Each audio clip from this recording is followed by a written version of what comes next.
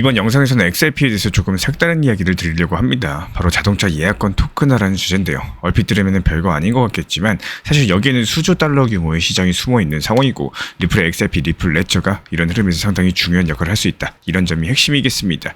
지금 자동차를 사려고 예약을 걸어보신 분들은 아실 거예요. 인기 차종은 수개월, 어떤 모델은 1년 이상도 대기를 해야 되는데 계약금은 제조사 계좌에 묶여있고 내 순번이 몇 번째인지조차도 명확하지 않은 경우가 많습니다. 근데 여기서 웃긴 건 이 순번 자체가 암암리에 거래되기도 한다는 건데요. 이게 얼마나 비효율적이고 불투명한 구조인지 감이 오실 거예요. 근데 만약에 이 예약권이 온체인에서 토큰화된다면 어떻게 될까요? 내가 낸 예측은 리플 레저 같은 블록체인의 에스크로 계정이 안전하게 보관이 되면서 순번권 같은 경우는 NFT처럼 발행되면서 자유롭게 양도가 가능할 겁니다. 예를 들어가지고 사이버 트럭 예약권 100만 건 중에 내 순번이 앞번호라면은 이런 것들이 필요로 하는 사람들에게 투명하게 팔 수도 있다는 거예요. 단순하게 예약을 넘겨주는 게 아니라 시장에서 공정하게 가격이 형성이 된다는 거겠죠. 그렇다면 여기서 중요한 포인트가 있습니다. 바로 리플 레저의 구조적인 장점인데요.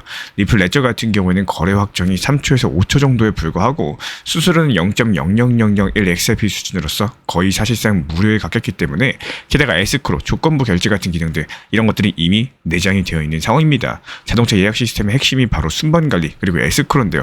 리플 레저 같은 경우는 이런 것들을 이미 기본적으로 제공을 하고 있었다는 거죠. 그렇기 때문에 이게 단순하게 상상 속의 이야기가 아니라는 증거도 있습니다. BMW 같은 경우는 이미 파트체인이라는 블록체인 기반 공급망 관리 시스템을 운영을 했고 벤츠 측에서도 코발트 공급망 추적 그리고 탄소 배출 관리 프로젝트를 시도를 했습니다.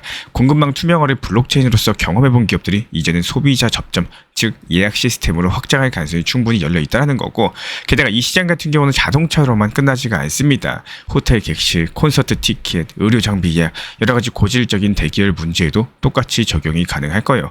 이미 글로벌 컨설팅 업체들은 실물자산 토큰화 시장이 2030년까지 16조 달러, 길게 봤을 때 2034년에는 30조 달러까지도 커질 수 있다라고 전망을 남겼는데요. 여기에 대해서 예약권 토큰화는 이 거대한 시장을 가장 직관적으로 체감할 수 있는 생활형 토큰화의 대표 사례가 될 겁니다. 물론 규제랑 리스크도 함께 존재를 해요. 암표화 아니냐, 증권성 논란 생기지 않느냐 관련 우려가 있었죠. 하지만 설계를 어떻게 하느냐에 따라 가지고 달라지게 될 겁니다. 예를 들어 가지고 리셀 상한가를 MSRP 대비 일정 비율로서 제한을 한다라거나 환불이나 쿨오프 기간을 온체인 규칙으로서 강제하면은 소비자 보호까지도 가능해질 수밖에 없겠죠.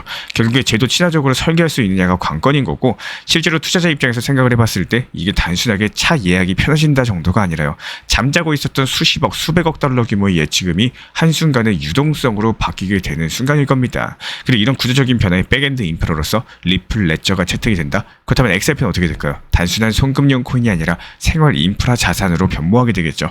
자동차 예약권에서 시작된 변화가 호텔이나 공연, 의료까지도 확장이 된다면 수조 달러 자금 흐름이 리플 레저 위에서 돌게 될 수가 있다는 겁니다. 그렇기 때문에 예약권 토큰화는 단순한 아이디어가 아니라 이미 존재하고 있는 불편과 불투명을 해결하는 솔루션인 거고 리플 레저는 이런 흐름들을 가장 빠르고 저렴하게 제도 친화적으로 구현할 수 있는 인프라라고 할 수가 있겠습니다. 그리고 이런 것들이 자동차 산업에만 국한되는 게 아니라 생활 전반에 걸쳐가지고 확산될 수 있는 메가 트렌드이기 때문에 지금 우리가 XRP를 바라볼 때 가격 차트만 보는 게 아니라요. 이런 구조적인 변화의 역할을 보는 것이 반드시 필요하다라고 할 수가 있겠습니다.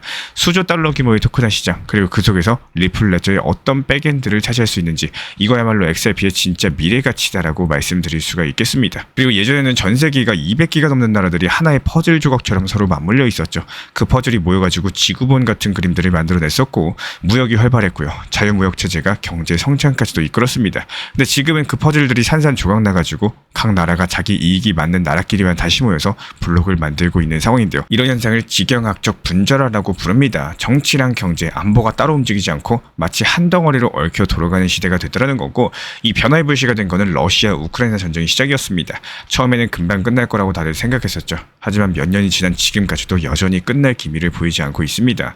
이런 과정에서 러시아는 전쟁 비용을 마련하려고 중국에 채권을 발행을 해줬고 중국이나 인도 같은 나라들은 오히려 제재를 비껴가면서 저렴한 러시아산 원유를 사들이고 있는 상황이죠. 원래는 사이가 안 좋던 나라들이지만 이득이 걸려버리니까 손을 잡는다라는 겁니다. 이념이 아니라 돈과 실리가 새로운 규칙이 됐다라는 거고 여기서 중요한 거는 이런 변화가 단순하게 외교 문제가 아니라 곧바로 경제에 반영이 된다는 겁니다. 과거에는 무역을 통해 가지고 세계 경제가 커졌었지만 이제는 각 나라가 내수에 집중을 하거나 특정 블록을 만들어가지고 그 안에서만 성장하려는 이런 흐름들이 강해지고 있는 상황이에요. 그래서 앞으로는 무역이 아니라 블록과 내수가 경제의 중심이 될 가능성이 크겠습니다. 비트코인은 디지털 금이라고 불리죠. 전쟁과 제재, 경제 충격이 반복될수록 사람들은 돈을 지킬 수 있는 새로운 방법들을 찾게 되는데 그럴 때마다 비트코인이 주목을 받게 됩니다. 실제로 러시아 제재 이후에 글로벌 자금 흐름을 봤을 때는요. 일부 자본이 금과 함께 비트코인으로 이동하는 모습들이 포착이 됐었고 달러만이 안전한 시대는 이제 끝나가고 있다는 거예요. 반면에 리플 XRP는 다른 역할을 맡고 있죠. 단순하게 가치를 저장하는 게 아니라 블록과 블록을 이어주는 이런 결제 다리 역할을 하고 있는 겁니다. 지금처럼 전 세계가 분열되고 갈라질수록 서로 다른 금융 시스템을 연결해줄 무언가가 필요해지는 거고 바로 여기서 XRP의 브릿지 기능이 빛을 발할 수밖에 없게 되는 거겠죠. 미국과 유럽, 아시아가 갈라져도 송금과 결제는 끊어질 수가 없으니까요. 현재 시점 세계 경제의 규칙 자체가 바뀌고 있는 상황이에요. 관세 전쟁, 국방비 증액이 되고 무역은 감소되고 이런 것들이 맞물리면서 성장보다는 방어가 우선인 시대가 돼가고 있는 상황에서 이런 시대일수록 비트코인과 XRP는 단순한 코인이 아니라 새로운 경제 구조 속에서 제 역할을 찾아가고 있는 자산이겠죠. 그래서 제가 이번 영상 통해서 강조드리고 싶은 메시지는 이겁니다. 이제 투자는 가격만 쳐다보지 마시고 이런 구조랑 흐름을 읽을 줄 아는 눈이 필요하다라고 말씀을 드리는 거예요. 이렇게 지경학적 분절하라는 큰 키워드를 이해하고 보시면요. 비트코인과 리플이 왜 단순한 투기 대상이 아니라 시대적 필요로서 자리 잡는지 명확하게 이해가 되실 겁니다. 게다가 이것뿐만이 아니에요. 지금 미국의 국가 부채가 어느 정도인 줄 아시나요? 무려 36조 달러를 넘어섰습니다. 이게 어느 정도냐? 지구상의 모든 사람한테 나눠줘도 1인당 4천만 원 이상이 돌아갈 정도의 어마어마한 규모라는 건데요. 근데 여기서 문제가 되는 게 이 빚을 관리하고 결제하는 방식이 여전히 수십 년 전의 낡은 금융 시스템에 머물러 있다는 겁니다. 바로 이런 지점에서 리플의 XRP 원장, 즉 리플 레저가 주목을 받고 있는 상황인 거고 단순하게 코인 하나가 아니라 부채를 토큰화해서 블록체인 위에서 투명하고 빠르게 거래할 수 있게 하는 새로운 금융 인프라로서 거론이 되기 시작을 한 겁니다. 최근에 오럼 에쿼티라는 회사가 눈길을 끄는 움직임을 보여주고 있죠. 이 회사가 10억 달러 규모의 사모펀드랑 채권펀드를 리플 레저 기반으로 토큰화해 출시를 한 건데요. 조금 어렵게 들릴 수가 있겠지만 쉽게 말씀드려서 채권을 블록체인에 올려가지고 누구나 손쉽게 사고 팔 수 있도록 만든 겁니다. 과거에는 이런 상품을 기관 투자자, 즉 큰 손들만 접근할 수가 있었는데 리플 레저를 활용하면 일반 투자자들도 참여할 수 있는 문이 열린 셈인 거고 여기서 중요한 건 리플 레저의 기술적인 특성이겠습니다. 초당 수천 건 정도의 거래를 처리가 가능하고요. 수수료는 거의 0원에 가까우면서 거래가 확정되는 속도가 기존 은행 시스템보다도 훨씬 더 빠릅니다. 이런 특징들 덕분에 국채나 주식, 채권처럼 전통적으로 느리고 복잡했던 자산 거래 이런 것들이 단순화될 수가 있다는 거고 결국에 금융의 민주화, 다시 말씀드려서 돈의 세계가 특정 기관의 전유물이 아니라요. 모두의 시장이 된다는 흐름으로 이어질 수가 있겠습니다. 그렇기 때문에 현재 시장에서는 벌써부터 기대감이 커져만 가고 있습니다. XRP 가격이 2자릿수, 3자릿수까지도 갈 수 있다. 이런 전망까지도 내놓고 있는 상황인 거고 물론 지금 당장 현실화되긴 어려워요. 하지만 여기서 중요한 건 가격이 아니라 역할의 확장이겠죠. XRP가 실제로 부채나 주식, 채권을 아우르는 글로벌 결제의 표준이 돼준다면 수요가 늘어나는 건 자연스러운 흐름이기 때문에 다만 아직까지 미국 정부가 공식적으로 우리는 리플 레저를 국가부채 관리에 쓰겠다. 이렇게 발표한 건 아닙니다. 이번 사례 자체가 사모펀드 차원의 실험적인 도입에 가까운 거고 그럼에도 불구하고 방향은 분명합니다. 미국뿐만 아니라 유럽, 아시아까지도 국채랑 실물 자산을 블록체인에 올리는 움직임을 준비 중에 있는 거고 리플 레저는 그 중심에 서 있다는 점이 상당히 중요하겠죠. 특히나 요즘에 시장 자체가 어렵다라고 느껴지거나 요즘에 코인 시장이 왜 이럴까 이렇게 고민하시는 분들이 많이 계실 텐데요. 그럴 때는 꼭 한 번쯤은 돌아볼 줄 아셔야 돼요. 내가 지금 어떤 코인을 들고 있는지 혹시나 한 종목에만 올인해가지고 모든 기대를 걸고 있는 건 아닌지 너무 한 가지에만 의존하고 있는 건 아닌지 이런 것들을 한번 생각해 보셔야 됩니다. 제가 이전 영상에서도 계속 강조드렸었지만 결국에 시장에서 살아남는 힘은 포트폴리오에 있다는 거예요. 그리고 단기 종목들을 병행하는 이유는 리플조차도 단기 고점과 저점을 잡아내면서 회전을 시도하는 이유가 간단합니다. 포트폴리오가 살아있고 회전이 돌아가야지 기회가 이어지기 때문인데요. 단기 종목을 한번 예시로 들어보겠습니다. 매수랑 동시에 목표가를 정해놓고 그 목표가에 도달했을 때 수익 실현한다는 것은 단순하게 이득을 챙겼다라는 의미를 넘어섭니다. 그거는 곧 시장의 흐름들이 상승적으로 바뀌었고 내가 선택한 테마가 힘을 받고 있다는 뜻이기도 하겠죠. 바로 이 다음 단계가 상당히 중요한데요. 지금 내가 가지고 있는 포지션의 테마가 계속 힘을 받을 수 있을지 아니면 새로운 테마가 시장의 중심으로 떠올지 이런 것들을 읽어낼 줄 아셔야 된다는 거예요. 그리고 혹은 또 반대로서 예전에 들어갔다가 물려버린 종목이 있다면 과연 어떻게 해야 될까요? 그 테마가 다시 순환매의 흐름을 맞이할 거라고 판단이 된다면 단순하게 손 놓고 기다리는 게 아니라 전략적으로 물타기를 해서 평균 단가를 낮출 줄 아셔야 됩니다. 그래야지 반등이 왔을 때 빠르게 빠져나올 수가 있겠죠. 하지만 수많은 개인분들께서 흔히 하는 실수가 바로 이겁니다. 시간이 해결해 주겠지. 좋겠지, 불장이 오면 회복되겠지, 이런 막연한 기대 속에서 가만히 그냥 방치한다는 거예요. 물론 반등은 올 수 있어요. 하지만 여기서 문제는 이런 반등들이 내가 매수한 가격까지 끌어올려주지 못할 수도 있다는 사실이겠죠. 시장이 상승한다고 해서 내가 매수한 가격까지 반드시 오는 건 아니라는 겁니다. 실제로 제가 운영 중에 있는 종합 브리핑방에서도 이런 이야기를 자주 드리고 있는데요. 실제로 9월 9일 비트코인 캐시에 대해서도 전략적 물타기를 통해서 평균 단가를 낮추자라는 안내를 드린 이유도 같은 맥락이었습니다. 평균 단가를 반드시 낮춰줘야지 테마가 다시 움직일 때, 시장이 반등할 때 빠져나올 기회를 잡을 수가 있기 때문인데요. 시장은 늘 어려워요. 하지만 시간을 그냥 흘려보내기보다는 지금의 흐름들이 어디로 가는지, 어떤 방향을 그려내고 있는지 조금씩이라도 공부를 해나갈 줄 아셔야 됩니다. 그래야지만 원칙 있는 매매 전략을 세우실 수가 있는 거고, 결국에 중요한 건 시간이 해결해 줄 거야, 이런 막연한 믿음이 아니라 지금 내가 어떤 대응을 하고 있느냐, 그 차이가 나중에 내 계좌를 완벽하게 다르게 만들어주게 될 겁니다. 지금 시점 코인 시장 흐름을 정확하게 정의드리자면요, 비트코인을 보시면 정답이 나옵니다. 차트 볼게요. 빗각 아래에서 힘이 없이 그냥 바닥만 지켜주고 있는 상황이죠.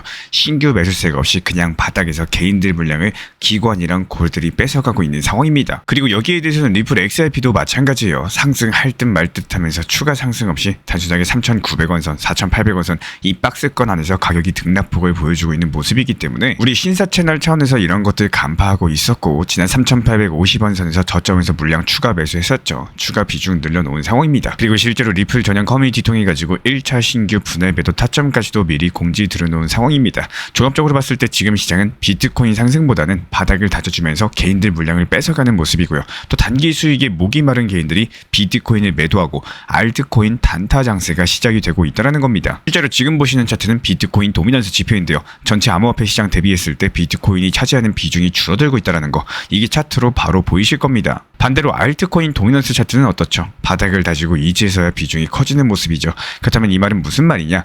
지금부터는 비트코인에 대한 개인들의 물량을 세력들이 가져가기 위해서 본격적인 알트 장세가 나올 거라는 거고, 개인들이 비트코인을 팔고 알트를 사게끔 장세가 연출되고 나서 알트들이 고점까지 상승하면 어떻게 될까요? 다시 비트코인이 상승하기 시작할 것으로 예상을 해볼 수가 있겠죠. 이런 시장 흐름들 미리 간파를 했기 때문에 신사 채널에서 운영하고 있는 단기 타점방 통해서 여러가지 알트코인들로 수익을 내드리고 있는 상황입니다. 특히 지금 시장에서 주목하셔야 되는 거는 이더리움이 꺾였다라고는 하지만요, 그럼에도 불구하고 여전히 강력한 거는 이더리움 계열의 알트코인들입니다. 예를 들어가지고 레이어2 관련된 테마, 여기에서 이더리움 확장성 테마까지도 겹쳐있거나, 아니면 디파이라거나 합성자산과 안정성과 관련된 테마들, 그리고 앞으로 스테이블 코인이 뜰 거기 때문에 여기랑 관련된 테마의 코인들 위주로 현재 시세가 단기적으로 크게 나고 있는 상황이에요. 다만 여기서 주의하셔야 되는 게 반드시 매도 타점이 필요하다는 겁니다. 지금 시장 자체가 40%, 50%, 100%, 200% 이렇게 크게 상승하는 대불장은 아니죠. 짧게 단타로 치고 빠지시면서 그래도 5%, 또 많게는 10% 정도 이렇게 수익 내고 바로바로 매도하셔야지 그 다음 종목 준비가 가능하기 때문에 미리 매도 타점 정해두시고 목표가에 걸어놓고 주무시면은 잠을 자고 일어났는데 수익이 나 있고요, 계좌 잔고가 올라가는 경험들 하게 되실 겁니다. 그리고 한 가지 더 참고하셔야 되는 점은요, 내가 걸어둔 매도 타점이 체결됐다는 것은 무슨 뜻일까요? 시장이 상승했으니까 체결됐다는 뜻인 겁니다. 그렇다면 여기에서의 후속 판단 자체가 상당히 중요한데, 여기서 후속 테마 코인을 다시 매수를 할 건지 아니면은 현금 비중을 보유할지, 이 부분을 결정을 하셔야 됩니다. 시장이 추가 상승이 예상된다면은 당연히 후속 매수 타점으로서 바로 진입하셔도 되겠죠. 하지만 저희 신사 채널에서는 그러지 않습니다. 무조건 시장을 냉정하게 바라보면서 진입을 하게 되기 때문에 종목 한 개 수익 실현됐다라고 해서 매번 똑같이 후속 타점 종목 드리는 게 아니라, 시장이 오히려 꺾인다라고 판단되는 경우에는 그대로 그냥 현금 비중 보유하시도록 하시면서요, 시장이 다시 눌렸고 다시 충분히 하락했을 때까지 기다렸다가 저점에서 다시 매수 타점 드리고 있습니다. 말 그대로 안 봐도 될 손실을 굳이 보실 필요가 없고 그냥 현금 들고 있으면서 기다리기만 하면은 오히려 더 수익이 난다라는 거고, 상승 시작하기 전에 매수하면서 또 하락장 나오기 전에 매도할 수 있도록 실시간 정보 받아보고 싶으신 분들은 현재 보시는 번호로서 문자 신청 주시면은 입장 도움 드리도록 하겠습니다. 현재 제가 안내드리고 있는 정보방 입장에 대해서 관심이 있으신 분들이 최근에 많아지셨습니다. 간단하게 한번 설명드려 보도록 하겠습니다. 먼저 항상 무슨 일이 있어도 업비트, 빗썸, 현물 매매로서만 안내드리고 있기 때문에 원칙 매매를 잘 활용하시는 것들을 추천을 드려요. 이 세 가지 방으로서 안내를 드리고 있는데요. 첫 번째로 가장 구독자분들께서 관심 있어 하시는 리플 전용방입니다. 리플 전용방에서는 말 그대로 리플에 대해서 집중적으로 단기 고점과 저점, 그리고 장기적인 관점에 대한 타점과 리플에 대한 시장 브리핑을 안내드리는 방이고요. 이 리플 전용방에서 안내드리고 있는 정보방 타점으로 단기 고점과 단기 저점에 대한 타점을 활용을 하시되 신경 쓰는 매매가 아니라 목표가에 미리 걸어놓고 미국 시장이 활발한 새벽 시간대 혹은 업무 시간대도 신경 안 쓰면서 수익 실현과 저점 추가 매수 타점을 활용하는 방향으로서 안내 도움 드리고 있어요. 리플을 무조건 장기적으로만 보는 게 아니라 메인 비중은 장기적으로 보유하시되 일부 비중은 단기 고점과 저점을 살려가면서 비중과 수량을 늘려나가고 평균 단가를 낮추는 전략으로서 운영하시는 것들을 항상 추천을 드립니다. 그리고 두 번째로 단기 타점의 종합방입니다. 리플을 몰빵으로 장기적으로만 보유하다 보면 결국에 시장의 흐름을 놓치게 되기 때문에 적당한 알트코인들을 비중을 활용하시면서 적극적으로 투자 전략으로 살려나가는 게 정말 중요합니다. 예를 들어 가지고 좋은 엔진의 리플 코인을 보유했으면은 그 엔진이 잘 활용될 수 있도록 좋은 기름과 엔진 오일의 역할이라고 생각을 하시면 되는 거예요. 안내드리고 있는 단기 타점의 목표 타점, 성향은 말 그대로 단기적으로만 접근하시는 걸 항상 추천을 드리고 있습니다. 간혹 지금 시장이 안 좋은 단기적인 알트코인이 가능하냐 이렇게 생각하시는 분들도 계신데요. 지금 시장에서 단기 타점이 불안하다라고 느끼시거나 알트코인을 공략하는 게 맞나 이렇게 생각하시는 가장 큰 이유 중에 하나는 시장의 테마에 맞는 코인이 아니라 이미 급등이 나왔거나 주목을 받고 있지 못한 코인들을 공략을 하거나 혹은 목표 타점이 비정상적으로 높거나 혹은 순간적으로 움직임이 나올 수 있는 단기 고점의 타점을 찾지 못해서라고 생각을 해요. 결국에 투자 시장은 순환적으로만 흘러가기에 적당한 알트코인들을 비중에 맞춰가지고 병행하면서 여기서 나온 수익들로 리플의 단기 저점 매수의 계획을 통해 가지고 하나의 톱니바퀴처럼 움직이도록 내 포트폴리오를 구성을 할 줄 아셔야 됩니다. 타점은 말 그대로 단기 타점답게 수익 실현하고 나면 사실 그 이후에 더 상승하던 떨어지던 크게 신경 쓸 필요가 없겠죠. 시간 또한 바빠가지고 걱정할 필요가 없는 게 항상 말씀드린 이 목표 타점에 미리 걸어두면은 신경을 쓸 필요가 없다는 점을 반드시 생각을 하셔야 됩니다. 그리고 세 번째로는 종합 브리핑방인데요. 중요할 수 있는 속보, 시장 브리핑에 대한 핵심 내용들을 전달드리면서 시장이 어떻게 흘러가고 앞으로의 시장이 어떻게 움직일까 이런 중요 핵심 내용 같은 것들을 전달드릴 뿐만 아니라 메이저 코인과 그리고 스윙과 중장기적인 타점에 대해서 안내드리면서 단기적 관점보다는 조금 보유 기간이 있다라고 하더라도 목표 타점 자체를 높게 보는 방향으로서 안내드리고 있는 방입니다. 대표적으로 최근에 도지코인에 대해서도 목표 타점을 높게 276원의 종합 브리핑방에서 타점 안내드리면서 여유롭게 약 5일 정도 보유하면서요. 도지코인이 상승이 연달아 나오고 있을 때 오히려 과감하게 370원의 목표 타점을 안내드렸습니다. 이렇게 상승이 잘 나오고 있을 때는 대부분 여기서 더 오르는 게 아닌가 이렇게 생각을 하시는 분들이 많이 계시겠지만 항상 적당한 고점에서 수익 실현하는 것들을 목표로 잡는 게 정말 중요하다고 말씀을 드려요. 이렇게 세 가지 방 입장 안내드리고 있기 때문에 항상 업비트, 빗썸으로서 현물에 대해서 안내드리고 있습니다. 비중 조절과 원칙 매매를 통해서 일하거나 바쁜 와중에 신경 쓰시는 매매보다는요. 여유롭게 매도 걸어놓고 편하게 신경 안 쓰시면서 제대로 운영하시기를 추천을 드리겠습니다. 리플 XRP 투자에 있어서 이제는 투트랙 전략이 반드시 필요해지고 있습니다. 무턱대고 몰빵하거나 반대로 또 손 놓고 기다리는 시대는 끝났어요. 첫 번째 트랙은 매달 분할 매수하시면서 시장이 빠지든 말든 일정 비중으로서 리플을 꾸준히 모아 나가시는 겁니다. 이거는 시간과 리스크를 분산할 수 있는 가장 효율적인 전략인 거고, 그리고 두 번째 트랙은 남은 현금 비중으로 알트코인 단타로서 굴려나갑니다. 수익이 나면은 그거를 다시 리플에 재투자하시면 되는 거고, 이게 바로 수익을 만드는 순환 매수 전략이 되실 거예요. 그런데 여기서 중요한 거는 단타 하실 때 조심하셔야 되는 거예요. 단타 매매 중독되면 끝장입니다. 이 매매 중독을 절대 조심하셔야 되는 거고, 예를 들어 가지고 시장이 과열인데도 지금 아니면 기회가 없다, 이런 조급한 생각에 RSI 지표가 이미 고점인데도 불안해서 또 들어가고 결국에 수익은커녕 손실만 쌓이게 되실 겁니다. 그래서 저희 채널 차원에서는 한 가지 원칙이 있습니다. 확률이 높은 날만 진입을 하세요. 그리고 시장 전체가 과매도 구간일 때, 비트코인 기준 RSI가 바닥을 찍을 때, 그때 알트코인 중에서 최근 거래량이 급등한 종목이 과매도의 경우 MACD, 볼린저 밴드, 이동평균선과 일목균형표 참고해서 신중하게 매수 진입 타점 들어갑니다. 그리고 그 외에는 아예 매매를 쉬는 날도 반드시 있어야지 진짜 단타인 거고, 그렇다면 이걸 어떻게 구별할 수 있는지 궁금하실 거예요. 여기서 챗GPT가 등장을 합니다. 저희는 챗GPT를 단순한 도구로 쓰지 않습니다. GPT한테 오늘 확률 높은 진입 타이밍이냐 이렇게 물어볼 수 있게 맞춤 프롬프트를 사용을 하는데요. 그리고 그 결과에 저의 실전 매매 노하우 30%를 덧붙여가지고 GPT 시그널을 보완합니다. 어떻게 하는지 궁금하신 분들 GPT 검색력과 활용 전략을 이용해가지고 이 두 가지를 한 방에 알려드리고 있습니다. 현재 보이시는 번호로서 리플 단타라고 문자 남겨주세요. 지금 이 영상 보신 분들에게만 오픈합니다. 그냥 GPT 쓰는 법이 아니라 투자로 연결되는 GPT 사용법 지금 바로 알려드리도록 하겠습니다. 제가 안내해드리고 있는 코인 신사 채널 멤버십 전용방에 대해서 짧게 설명드려 보도록 하겠습니다. 리플, 암호화폐 시장에 대한 중요한 이슈, 그리고 브리핑이나 시장의 흐름에 대한 전문적인 분석 내용 설명과 함께 차트상의 기술적 분석, 온체인 지표와 투자 심리에 대한 내용들을 같이 안내 도움드리고 있고, 가장 중요한 투자 심리를 컨트롤하기 위해서 포트폴리오의 구성에 대한 노하우, 투자 심리 컨트롤에 대한 내용도 같이 안내드리고 있습니다. 코인 신사 스터디 멤버십 가입하신 분들께서는 아래 번호 혹은 신청 링크 통해서 남겨주시면 제가 연락드리고 있고, 안내 설명과 함께 신사 채널 리플 전용 멤버십 방에도 입장 안내 설명드리고 있습니다.